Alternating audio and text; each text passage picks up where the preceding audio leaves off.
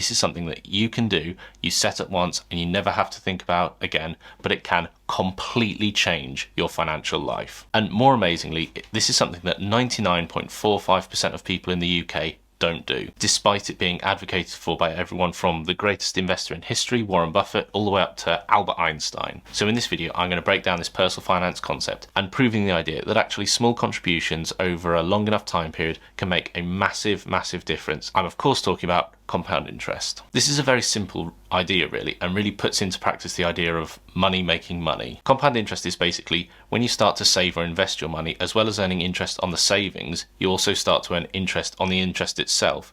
This means that not only are your savings growing over time, but most importantly, most critically, the rate at which they grow is getting faster and faster over time. So let's go through an example. An example I think really illustrates how you don't need vast sums of money in order to be able to do this. So how much do you think you'd have in an investment account if you set aside £120 per month from the age of 18, assuming a 10% growth rate? I'll give you a couple of seconds to figure it out. Nope. About £500,000. And I think this really illustrates that a little bit of money put away every single month can grow over time into gargantuan sums of money. But that's not even the best part. The best part is that of your £500,000, you'd have contributed about 53,000 of it. The remaining £447,000 would have come from the compound growth of your investment over time. So you've contributed about 10% of your £500,000. And when you look at it on this diagram, you can see that the contributions in blue going up steadily year over year at the same rate, but the rate of growth of the interest that you accumulate increases exponentially every single year. But how is it possible? How is it that compounding can do so much of the heavy lifting for you? Well, this is where it gets interesting. Your investments can grow through two main mechanisms. The first is the increase in value over time, but then the second way is also through the dividends, which, provided you don't withdraw, can accelerate the compounding effect. And the key thing here, each year the amount you earn in interest grows larger because you're earning returns on a growing base, your original investment plus all your accumulated earnings. And this is really the trigger, that over time this accelerates the growth of your investments. And this, I think, really proves what we talk a lot about on this channel, that the consistent application of good financial habits is the key thing to building wealth, and that is the mantra that we stand by. And the truth of the matter is, without investing, without taking advantage of compound interest, your journey to building wealth and to financial freedom is going to be so much harder and take you so much longer. The best day was yesterday. So what can you do to what are practical steps you can really use to take advantage of this newfound superpower? Well, there are three main things you can do.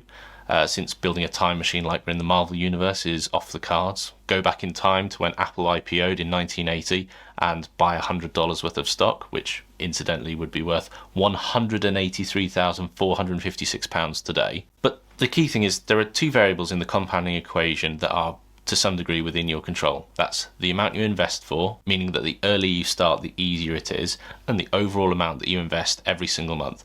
And we're going to go through an example because hopefully this will illustrate the unbelievable advantage that you'll have if you start saving and start investing early. Let's say we have two people. Here we have Alex. Alex starts investing at 25 with £100 a month and has £559,000 by the time he reaches retirement. Then we have John. John is a bit of a maverick, likes to live it large, likes to spend, and so John doesn't start investing until he's 35. He invests just as much, but by the time he gets to 65, he only has £207,000. So by delaying for 10 years, this has cost John £353,000. And so for him to get to the same value, he would have to invest £270 a month. Time is your ally here. The earlier you start, the less of the work you'll have to do, not saving. Now, this might all seem very good, but you're probably thinking, well, can't I get the benefits of this mathematical magic, this numerical witchcraft with my savings account? The short answer is no. You need to be investing in order to make the returns necessary for it to make a meaningful difference to your financial journey. The average return of money invested into the stock market, in this case for this example, the S&P 500 or the 500 largest companies in the US, has been between 8 and 10% per year on average. But now the practical stuff. So how do you apply this in practical terms? Now you're armed with this newfound financial knowledge, how can you take advantage of the miracle of compound interest? Now you might be thinking to yourself, well, what about taxes? If I'm making all these juicy returns, aren't HMRC going to want to get their grubby little mitts on it? And the short answer is yes, usually they will. But that's why the way you invest is so important, and then the method you use to invest is so important. Enter stage left, the ISA.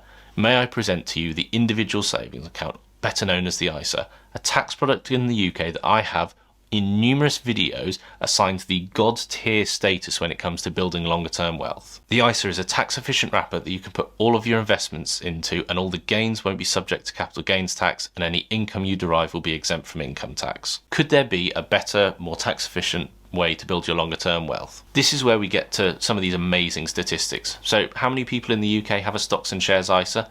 It's around about 3 million people. So even by opening an ISA and starting to invest, that puts you in the top 5% of people in terms of taking control of your financial freedom. And less than 0.5% maximise their ISA allowances every single year. That would put you in the top 99.5% of people. So what's the main takeaway here? Well, hopefully we've discussed and illustrated in this video that investing isn't reserved for the rich and famous, that saving for retirement is a myth of a bygone era, but that small amounts invested over a long enough time frame can make a big difference, and that doing this all in the comfy and protective layer of the ISA wrapper is the way to do it. But just a little aside on this one. We also mentioned at the start of the video that compounding is something that you can take advantage of in other ways too. Think about your career.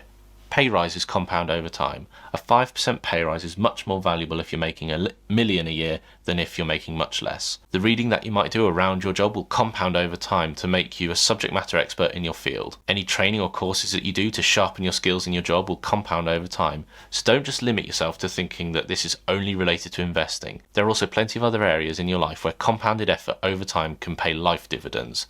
This is the premise of the book Atomic Habits, a firm favourite on this channel, which I will recommend for the end of time.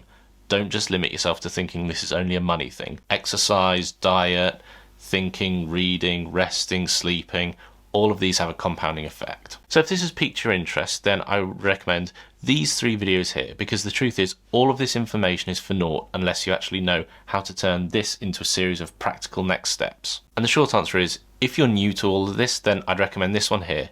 This goes through everything top to bottom and gives you absolutely everything you need to get started. It's a long video, but that's because it is everything you need to know. Watch on double speed. But if you feel like you want to go through some of the specifics, then we have this one here about the different types of ISA. We have this one here about picking your best ISA provider because there's a plethora of them.